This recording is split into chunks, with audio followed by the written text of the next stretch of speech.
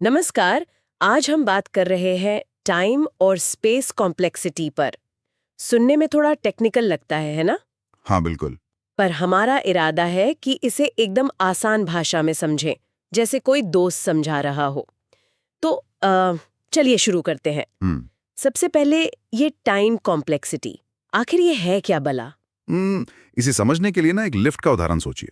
Lift? Okay, मान लीजिए एक लिफ्ट है जो पहली मंजिल से 10वीं तक जाती है और वो हर मंजिल पर रुकती है। ठीक है। तो जाहिर है जितनी ज्यादा मंजिलें होंगी लिफ्ट को ऊपर पहुंचने में उतना ही ज्यादा टाइम लगेगा। हाँ, ये तो सीधा सा है। बस टाइम कॉम्प्लेक्सिटी भी कुछ कुछ ऐसा ही है।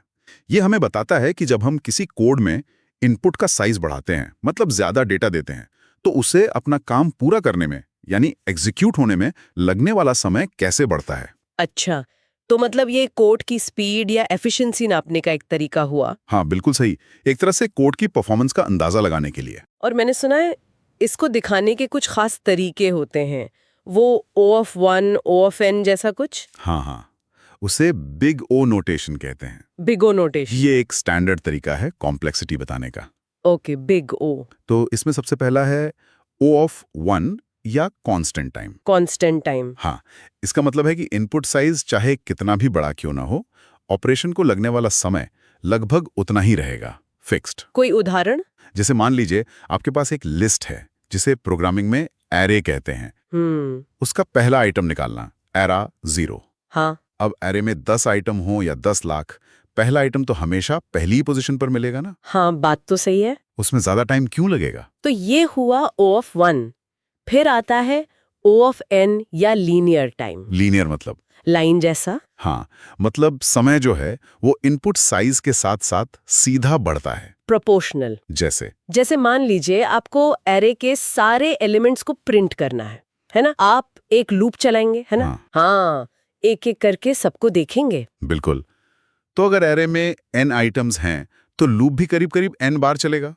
दुगना डेटा तो दुगना टाइम। ये हुआ O(n). अच्छा। ये तो काफी कॉमन लगता है। हाँ, ये बहुत कॉमन है। अब एक और है, O(n)² या क्वाड्रेटिक टाइम। n² मतलब n गुणा n। हाँ। यहाँ समय इनपुट साइज के वर्ग यानी स्क्वायर के अनुपात में बढ़ता है। बाप रे, ये कब होता है? ये अक्सर तब होता है जब हम नेस्टेड लूप्स इस्तेमाल करते हैं, मतलब एक लूप के अंदर एक और लूप। अच्छा, जैसे टेबल या मैट्रिक्स पे काम करते हुए। हाँ बिल्कुल। मान लीजिए आपको हर एलिमेंट को बाकी हर एलिमेंट से कंपेयर करना है, तो आपको 2 लूप लगाने पड़ेंगे। ओ, तो इसमें अगर डेटा थोड़ा सा भी बढ़ा तो टाइम तो बहुत तेजी से बढ़ जाएगा। एग्जैक्टली। इसीलिए O(n)² वाले कोड बड़े डेटा सेट्स के लिए बहुत धीमे हो सकते हैं। ये ध्यान रखने वाली बात है। लगता है मैंने भी कभी अनजाने में ऐसा कोड लिख दिया होगा। हो जाता है कभी कभी। इसीलिए कॉम्प्लेक्सिटी समझना जरूरी है ताकि हम एफिशिएंट कोड लिख सकें। सही बात है। अच्छा, ये तो हुई टाइम की बात, पर कंप्यूटर में सिर्फ टाइम ही तो नहीं लगता, मेमोरी भी तो लगती है। उसका क्या? बहुत अच्छा सवाल पूछा। यहीं पर आती है स्पेस कॉम्प्लेक्सिटी। Space complexity. हाँ, इसका मतलब है कि आपका कोड चलते समय जो इनपुट उसे मिला है उसके अलावा कितनी एक्स्ट्रा मेमोरी इस्तेमाल कर रहा है। एक्स्ट्रा मेमोरी मतलब वेरिएबल्स वगैरह बनाने के लिए? हाँ, वेरिएबल्स, डेटा स्ट्रक्चर्स, कुछ भी जो वो खुद बना रहा है कैलकुलेशंस के दौरान। इसका कोई उदाहरण दे? जरूर। मान लीजिए एक फंक्शन है प्रिंट डबल आर। ये एक एरे लेता है, उसके हर एलिमेंट को डबल करता है।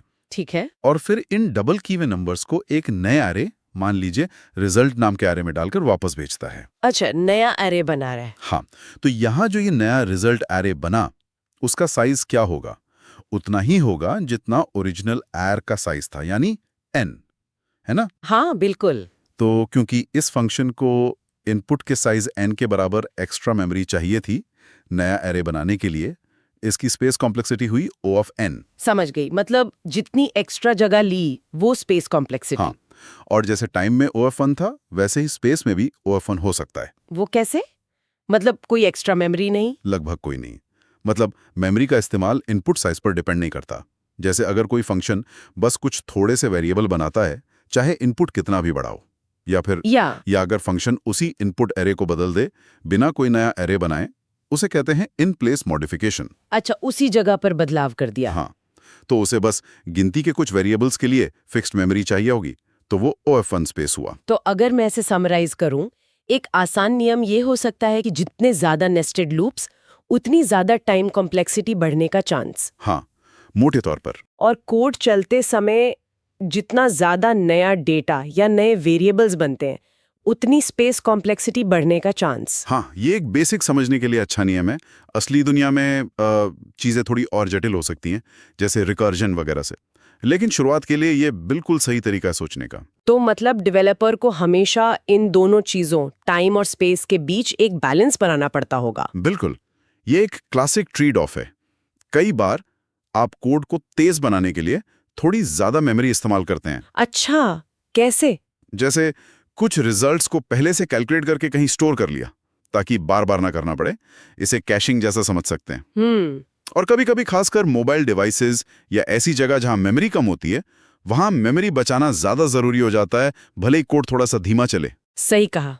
ये तो कॉन्टेक्स्ट पे डिपेंड करेगा कि क्या ज्यादा जरूरी है। एग्जैक्टली, ये इंजीनियरिंग का फैसला होता है। तो कुल मिलाकर हमने टाइम और स्पेस कॉम्प्लेक्सिटी के बेसिक्स को समझा और ये जाना कि कोड कितना एफिशिएंट है, ये जानना क्यों जरूरी है। हाँ, बिल्कुल। और यहाँ एक दिलचस्प सवाल भी उठता है जिस पे सोचने की जरूरत है। क्या? कि क्या हमेशा सबसे तेज चलने वाला कोड ही सबसे अच्छा कोड होता है, या कभी-कभी कम मेमोरी इस्तेमाल करना ज्यादा मायने रख सकता है? ये तो सोचने वाली बात है। असल दुनिया के सॉफ्टवेयर में जहाँ सिर्फ स्पीड और मेमोरी ही नहीं, बल्कि कोड कितना सरल है, उसे मेंटेन करना कितना आसान है, डेवलपमेंट में कितना टाइम लगा, ये सब फैक्टर होते हैं। तो इन सब के बीच सही संतुलन कैसे बनाया जाता होगा? ये सिर्फ एल्गोरिदम चुनने से बढ़कर है। हाँ, ये एक बड़ा इंजीनियरिंग डिसीजन है जिसके बारे में डेवलपर्स को लगातार सोचना पड़ता है।